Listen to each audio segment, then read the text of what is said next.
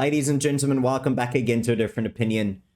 I am now trying to grow a beard. No, I'm not. I'm finally going to shave tomorrow, so I'm getting sick of it. I don't know how people have big beards. It's too hot up here, all right?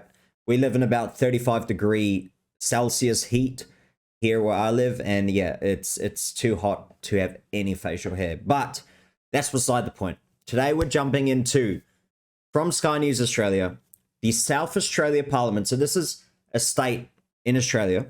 Parliament rules of procedure to use gender-neutral terms. It's not a joke. Like, this is actually passed. Sky News host Liz Storer says South Australian Parliament has announced that they are removing all those terrible gendered pronouns. Oh no! How dare you call someone a he, a she, from their rules of procedure?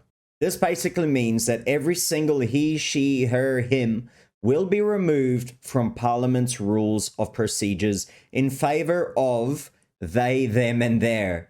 Let's not worry about teaching people the correct way to talk the language that we speak in Australia, which is English, all right? Which is one of the biggest spoken languages around the world. No. Let's just throw it all out the window. If you're an English teacher, like my mother is, you better be like shutting your ears, because there's no more correct way to use like they and them, all right? Now, apparently, they and them can be one person. And now it even goes to the Parliament level. It just goes to show you this agenda is being foisted on us, whether we like it or not. I've made videos of this a while ago. I've seen this coming years ago. It's happened in America years ago. We knew it was coming to Australia. Australia is like the little baby sister of America that pretty much, if you do it, we'll do it. If you want to do it, we'll support you. And this is what they're doing. But the worst thing is I've noticed recently too is that all the parliaments, all the politicians, they all copy each other. If you've noticed it, they all use the same playbook these days. Like, if you're from that sort of party, if you're from the left or the right, whatever you are, politically wise, it's almost like you have to copy other countries' politicians that do the same thing, instead of just believing, I got voted in by my people, this is what they want from me, this is what I promised, this is what I should do for them, instead of saying, let's push an agenda, let's stick as a group, instead of me worrying about the people that actually voted me in. But this one here from News Hub, in New Zealand, Tourism New Zealand Twitter account overwhelmed with negative comments after the Posey Parker rally. If you don't know about Posey Parker, that's the video made where it's a lady that comes from England, speaks around the world. It's called a rally, which is Let Women Speak.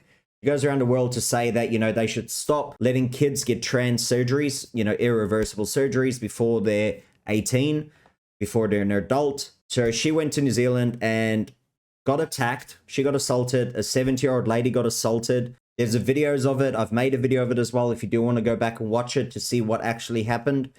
And these people are still at large. The person is still not arrested who actually attacked her. And there's also a guy that attacked an old lady, and that person has still not been arrested. So no wonder you are getting bad comments, because why, as a woman, would you ever want to go to New Zealand where they're pretty much like, we're allowing guys that wear dresses to punch women and we won't do anything about it. So if you come to our country, watch out. You better not say something that someone doesn't like, otherwise you'll be punched. And this is just what it looks like to overseas if you've never lived there. Luckily I have, so I know people are not like this over there. But let's say you're overseas, you see this for the first time, you see a woman being punched by all these guys, the police are not doing anything about it. The actual organizers want this type of things to happen, and then the news covers it up for them too. So you're thinking, why would I ever go to that country? Because I'll be attacked if I even just disagree with someone. That's literally what it seems like.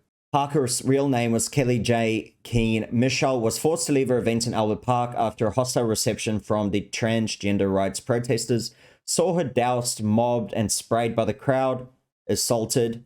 She was later spotted at Auckland Airport checking into an international flight.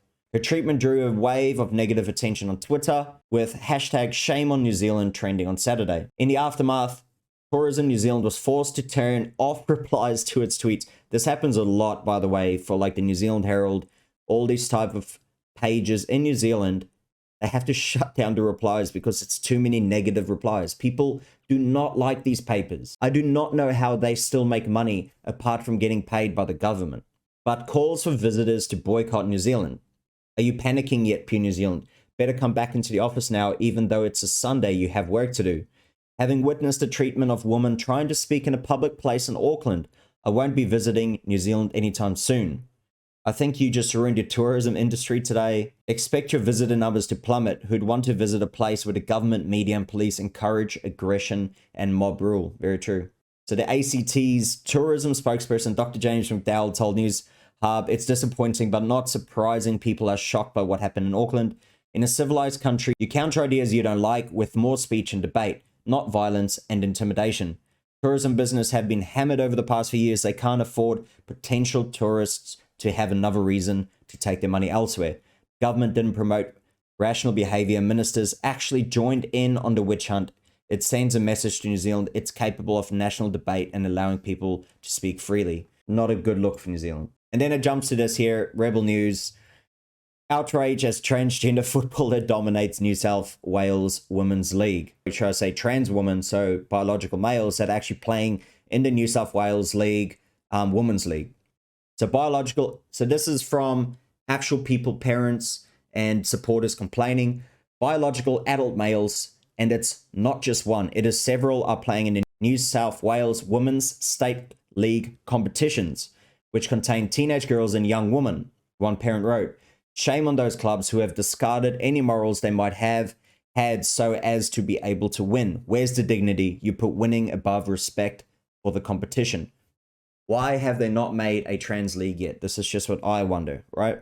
Like if the governments are going to promote all this ideology, why not make these things? Why not have plans and say, look, you might not be able to play sport against women right now, but we're making a trans league that you'll be able to play once there's enough teams, right? I think that's pretty fair. Women's rights groups are also slamming Football New South Wales for decision to register trans women in the Women's League. Curly Smith, a spokesperson of Binary Australia, told the Daily Mail, Football New South Wales has failed to answer the simple question, what is a woman? And why have women's divisions if men can play in it? They have failed in safeguarding fairness and safety for girls and women. It's very true. And just to top it all off, from Sky News Australia, this is a show in Holland. It's very weird.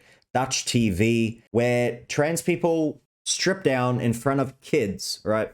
So in front of kids, it's kind of one of those shows where they're like, you know, you can ask questions about bodies and blah, blah, blah, blah. But this is literally people getting naked in front of kids. I mean, people get arrested for these things. Kids are still learning about their own bodies, right? For example, if you're going to do it, wouldn't you do it with the bodies that relate to them? Use kids even more when they're busy growing. No wonder so many kids can't choose if they're a boy or a girl because it's just being forced to them when they're like super young. There's more and more here stories where, let's say a kid doesn't fit in somewhere, like many kids don't. I mean, I had it lucky at school. I fit in pretty easy. You know, I loved sport, all that type of stuff. I never had a hard time. I was never bullied, no nothing. But there's a lot of kids out there that might have a harder time and say, I don't actually fit in with this group. I don't fit in with that group. And someone comes along to you and says, well, the reason why you don't fit in with that group is because you're not actually a boy or a girl. You're actually trans. You'll go with it. I mean, if you're a kid, there's a very high chance you'd go with that if they're sticking along with you through this ride. And it's irreversible. Just to point it out to Daily Mail, transgender predator who only started identifying as a woman after being released from prison for sex attack on an underage girl is convicted of raping a vulnerable friend just weeks later. This is a thing that's happening more and more. People are changing, you know, genders and all this type of stuff to kind of escape the law. And it's disgusting. These people should be locked up for life, in my opinion. If you are going to literally sexually harass an underage girl, you're going to prison for life. Also, if you are raping a person, you should never see the daylight again. This is just disgusting. And yeah, I guess it's becoming more the norm these days, these weird things. And yeah, it's not a good future, I guess. But I'll end it on that one. Like the video if you liked it. Comment, let me know what you think. Do you think the way it's going is way too fast? Way too fast for kids' minds. Kids should not be open to this.